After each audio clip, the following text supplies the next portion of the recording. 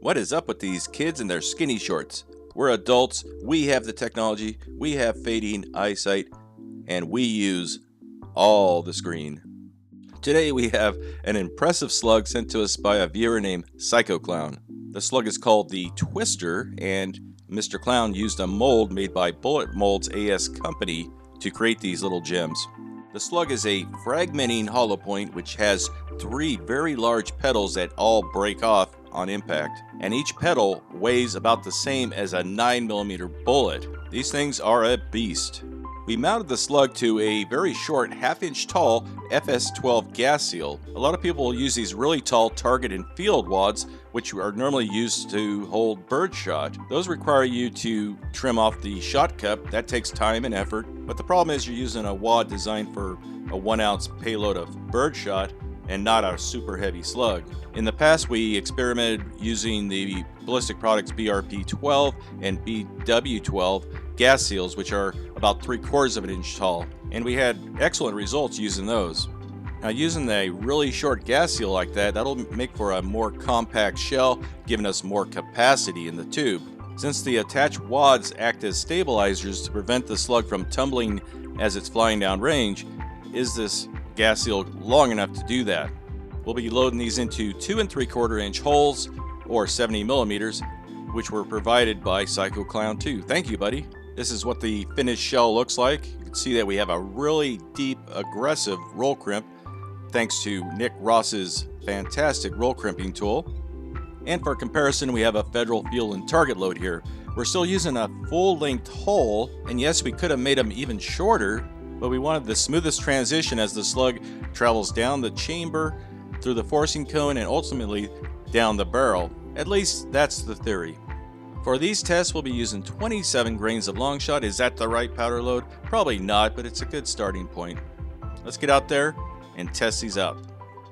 Welcome back, Top Flater folks. Jeff and Officer Greg out here with you on a warm day. We brought Brandon out today, and we are going to be testing a round called the Twister, sent over by Psycho Clown. Turns out Psycho Clown is not the clown you want to hire for your first grader's birthday party, but he makes some pretty badass slugs. And today we're shooting a slug that's got 3 petals. They're all lead, a little over an ounce. You said 1.3 something. Like a third of an ounce. They're a heavy piece. Yeah, but the shell itself is rather short. And even though, let's see here, here's a standard low base bird load. You can see right there that they're short, a little bit shorter than a standard load. So maybe if you had a higher capacity gun, could you get maybe 1 extra shell in there? I don't know. I don't know. It's all science, Jeff. That's what we're here for, is science. So Brandon's going to wait for us downrange here. We're going to send one of these 3-petal Twister rounds downrange, and we have a variety of targets waiting for you today that are going to be pretty cool, including a whole lot of meat. So let's get to it. Twister. First shot through the smooth bore, 22 yards with the Psycho Clown Twister. At the blue square. That had some decent recoil. Okay, let's analyze the shot using the Chronos high-speed camera. Look at that slug. That FS12 gas seal is working well. That's a stable flying slug. And 586 grains of lead traveling close to 1,400 feet per second. That has a lot of energy. So far, the testing is looking really good. He brought a thermo imagery gun. What is that? Yeah, it's a thermo laser gun as seen on The Mandalorian. Okay. It measures this little mushroom here at 133 degrees. Okay. But, oh Jesus, I'm getting like 485 degrees here. I could bake a cake on this right here. Hey, so the Psycho Twister sounds better than just a Twister. I like that. That could go also for a carnival ride. Psycho Twister plowed in there like a mother. Now the little petals, because we hit soft body armor, you can kind of see the impact right there. The little petals didn't fly open like they would with liquid or meat, but it made a nice little mushroom. Look at that. Very good. Looks like the gas. I wanted to look at the gas seal. Me too. That's what I was talking about. Or the gas pedal. Even compression. That's what I wanted. We had looked like good stability. That may be the go-to gas seal for these things. Keep it short, Keep it low drag and high speed. Low drag and high speed. Yeah. Next target, the ballistic gel gummy bear, trademark. We're aiming right here between the little two bear paws. Let's see what we can do. 20 yards smooth bore at the ballistic gummy. Okay, I'm ready. Here we go between his little paws. All right, here comes the slug. Again, flying stable through the air. Shot a little bit low, but what's really interesting here is the slug expanded, but the petals didn't fragment off. They didn't break off. You can see the 3 petals kind of splayed out there. But it's always fascinating to me to see what we capture with the high-speed camera, just stuff that you would never expect to happen. How about a giant ball of silly putty? Let's run back real quick before he flattens out. Okay. Under his own weight. So we'll see if we can hit him and not the can. Yeah.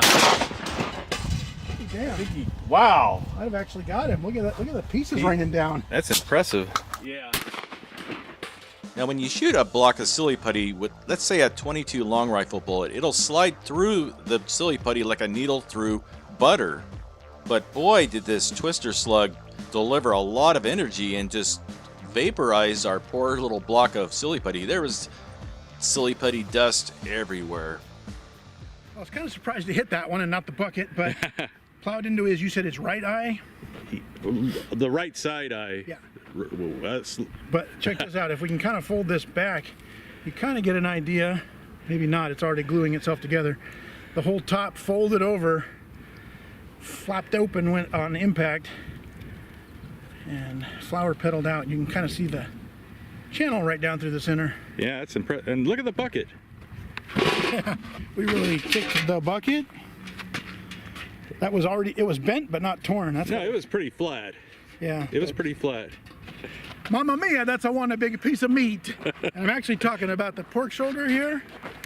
I think it's pork butt, pork shoulder, I don't know, but that is one large piece of expired meat. So we're gonna try and put a slug in here. Maybe we can get a second one over there. Or maybe we should turn it lengthwise and see, because that thing I don't know. needs I don't to travel. Let's do this. Ooh. See if we can get it in here. Okay. It does include a bone in there somewhere. Free bone with every purchase. Yeah. So free prize inside like Cracker Jacks. I'm gonna go lick my fingers clean. I'll be right back. Here we go. Wow. Oh, we definitely hit it. Wow. That was a pork explosion. I don't think we're gonna get a second shot on that.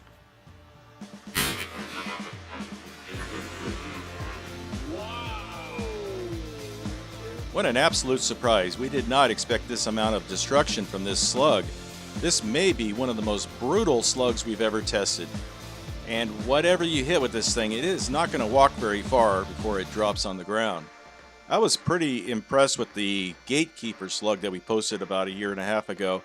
But those things were $5 a round. These things could be made for probably $1 a round. And honestly, I don't know how we could top that, but we'll keep on trying and shoot some other things. Explosive jugs, everybody likes them. Everybody likes exploding on jugs. 1, 2, 3 jugs, a piece of Kevlar, and an aluminum block to hold it up.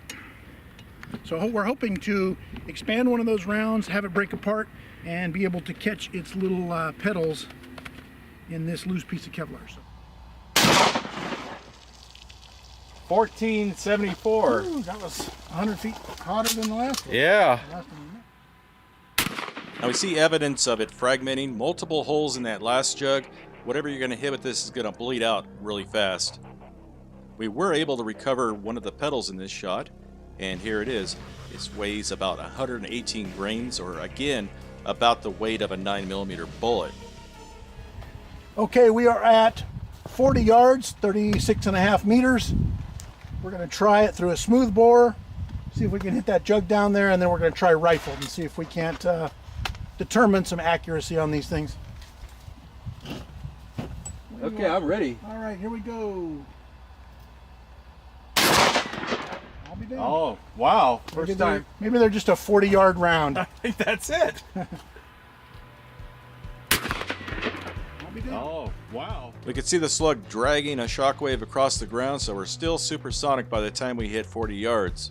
We did see the slug doing a supersonic waggle, kind of rocking back and forth. That's kind of normal for a slug like this shot without any spin stabilization. But we certainly can't argue with the results. I thought we were gonna have to take like 2 or 3 shots to hit that thing. Trust me, nobody's more shocked than I am that I even hit the jug, but Jeff also tells me it was pretty close to the blue X. Yeah. Here's what's cool. As it went through, the water tore the fragmenting slug apart, and we see 1, 2, and probably 3 little exits there, and then it tore straight down the plastic. But Still had a lot of energy to hydro shock that jug at 40 yards. Yeah. That'd been a kill shot for a deer or a boar or something like that. Look at those 3. Look at that expansion. That's coming apart right where you need it in the vitals of a deer. That width. Yep. So that's pretty cool. I like it. It's a 40-yard round. So down here on the ground, we have another water jug. We're going to try it through a rifled bore this time. Well, now this is where you missed because you haven't even tested these through the rifling. Rifling makes everything better, Jeff. Okay. Everything. So far they're really stable though through smooth bore. No spin. They are stable. Yep. All right, we're shooting out of a Remington fully rifled barrel, 18 inches of rifling. What?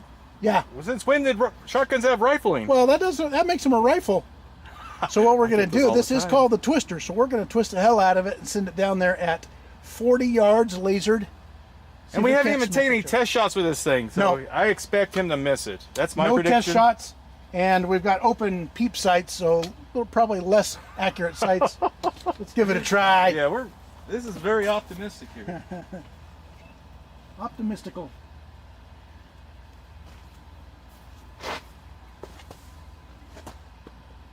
Okay, I'm ready. Here we go. Oh, zap the top of it. Oh, Negative. oh, Negative. I'm ready. Damn it. I'm ready. Damn it. Okay. Where that went. I think it went high. Using full rifling, Greg technically hit the jug all 3 shots. In the first shot, we can clearly see that the gas seal is all mangled up. That doesn't help accuracy. It doesn't help anything. Now, I didn't even bother recording the second shot with the high-speed camera, but I did do the third. And you can see that the gas seal has completely detached from the slug, which again doesn't help anything. So we can conclude that using full rifling did not make the slug perform any better. It just created a lot of problems. And knowing is half the battle. Ballistic gel, smooth bore. Okay, I'm ready. Here we go.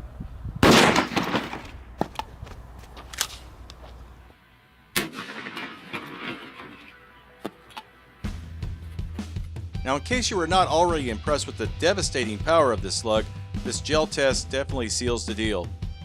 They just work great through a smooth bore, which luckily that's what most people own.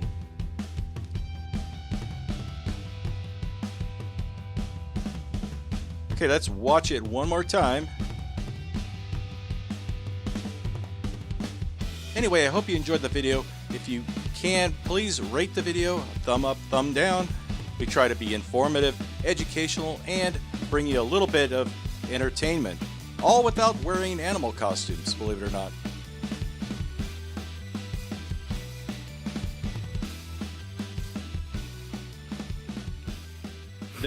That's impressive there.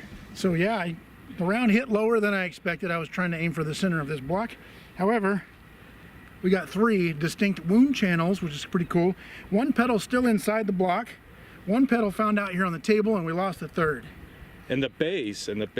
That's almost 33% of the petals missing. Yeah, so... And then the base of it, I don't know where, maybe we could figure it out if we look at the high speed, but it fragmented beautifully in that gel. Yeah. Well, there you go. This might be a great home defense round. Once you have, half the battle is getting the right powder load. You know, is my powder load correct? It's almost never correct when I do these tests. The first half of the battle is getting Psycho Clown to send you some rounds first. Oh no, he sent me a lot. Oh, I know, but and a bunch of primed holes and gas seals and stuff. I mean, he was a bunch of bottles of screws. He sent you screws and holes or holes? Holes, Okay, H-U-L-L. Got it. Enunciation. Yeah, I've been using those. You said like 100 of them, and it was like, wow, this is like Christmas. Well, he is a psycho clown then. He's crazy. Don't invite him Crazy to generous. Don't invite him to your bar mitzvah, but other than that, for shotgun components, he is the man. The go-to clown, I always say. That's right. Anyway, yeah, these rounds were pretty impressive. We were underwhelmed by the rifled barrel. Yeah, Didn't yeah. seem to do anything for them really, except send them a It's little one of those high. cases where rifling didn't make it any better. One of them came apart. The gas seal fell off of it. Yeah. But smooth bore, I mean, holy crap, they worked out pretty dang good, and they And that's what they're designed for, actually. And they made tremendous damage on the meat, on the Play-Doh. I'm impressed. Everything These would be a was good defense round. Yeah, they actually would. They've been accurate at home defense distances or very short-range hunting distances, and devastating to the recipient. So that was cool. But we thank you guys for stopping by. It was another interesting test. We are starting to melt out here in these California springtime. It's like 90 already. I know. I'm already burning up. Thanks. And then it's like snowing in Kansas or something, you know. Yeah, that's Kansas. Yeah. So, but we appreciate you guys stopping by for another video. Hope you found it interesting. And if you're super bored, go over and check out OG's Danger You Show. got a new video today. That's true. Got a new video today. Which will be like yesterday. Yeah, by the time you see this. Yeah, yeah. But don't worry about it. The video will still be there, and it'll still be be mountain fresh for you. Video on the Mini 14 and why you may or may not want to own one. And there's a cool little movie at the beginning, so go check it out.